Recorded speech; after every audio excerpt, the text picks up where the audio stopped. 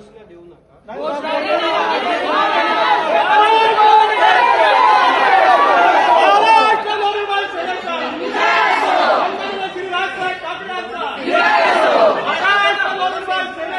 मुंबई आणि उपनगरांमध्ये झाड कोसळून झालेल्या विविध दुर्घटनांमध्ये अनेक निष्पापांचे बळी गेले।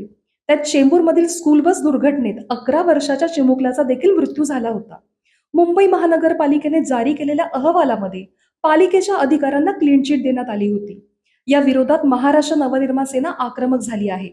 मनसेने आज भायखळा येथील उद्यान विभागाच्या मुख्य कार्यालयात धडक मारली आणि या ठिकाणी पोलीस बंदोबस्त असताना देखील कार्यकर्त्यांनी थेट कार्यालयात घुसून जोरदार घोषणाबाजी केली। यानंतर उद्यान विभागाचे अधिकारी संजय त्रिपाठी यांनी पालिका आयुक्तांशी चर्चा केली आणि मनसेच्या शिष्टमंडळाला चर्चेसाठी बोलवण्यात आल्यामुळे आंदोलन तात्पुरते मागे घेण्यात आले आहे। आज दुपारी 2:30च्या सुमारास मनसेचे शिष्टमंडळ पालिका आयुक्तांची भेट घेऊन या प्रकरणात संबंधित अधिकाऱ्यांवर कारवाईची मागणी करणार आहेत। ब्युरो न्यूज शहर मुंबई। व्हिडिओ आवडला असेल तर लाईक करा, शेअर करा आणि आमच्या चॅनलला सबस्क्राईब करा। बेल आयकॉन दाबायला विसरू नका।